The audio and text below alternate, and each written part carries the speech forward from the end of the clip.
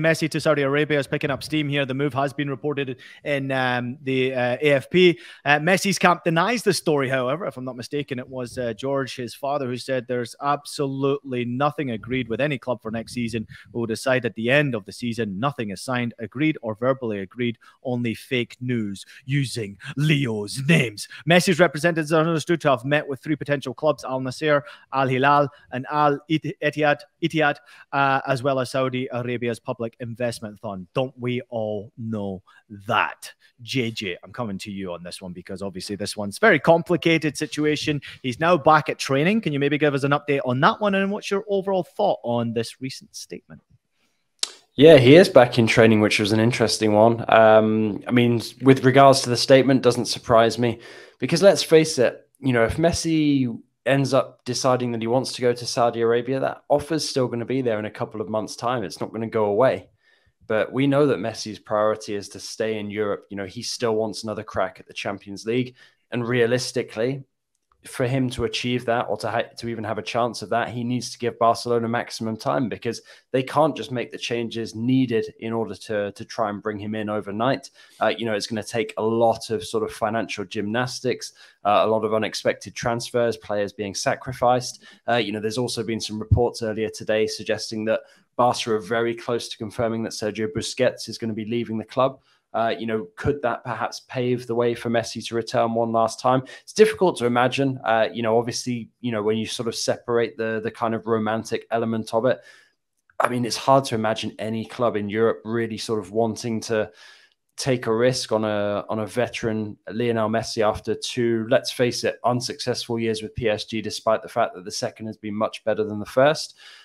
In terms of his situation with PSG right now, he is back in training, trained individually on Monday, which was a bank holiday in France, and the day after a win over Troyes anyway. But he trained today with his teammates. So now it creates an interesting dynamic ahead of the weekend. Could he feature against Ajaccio? You know, will PSG potentially throw him to the lions of the fans who were there chanting outside of the offices last week?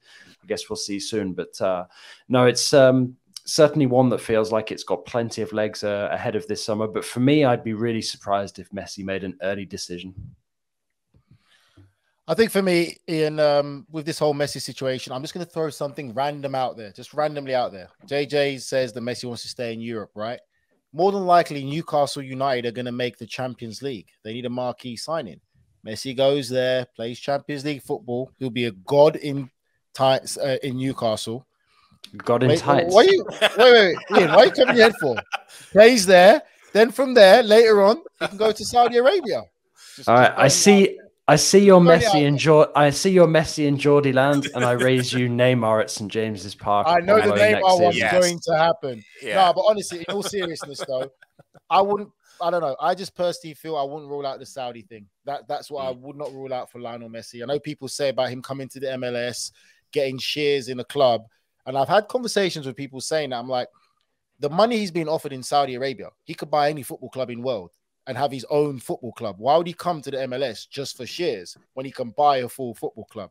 So it's always going to be open. I know people are like, oh, no, but he doesn't need the money, doesn't do it for the money. Yeah, right. Have you seen billionaires recently? The owners of NBA, NFL teams, they're not very generous people. They always want to still make more money and pay their players less. So anyone who says they'll turn down $500 million a year, you're lying to yourself. You're absolutely lying. Messi was just fined 2 weeks' wages, which, according to the media, JJ, is around about $2 million, right? And then probably got paid $18 million for actually missing. For his trip, exactly. Thank you. Oh, I would add on the punishment that it's been cut in half, so that's why he was back in training. Sort of like after that very sort of hostage style apology that came out towards the end of last week. Suddenly, you know, PSG have viewed it favorably, and the punishment is less harsh than it was initially. Can I throw one last nugget in here before we do get to break? Oh, and Des fire me. Manchester City, Lionel Messi. Any chance?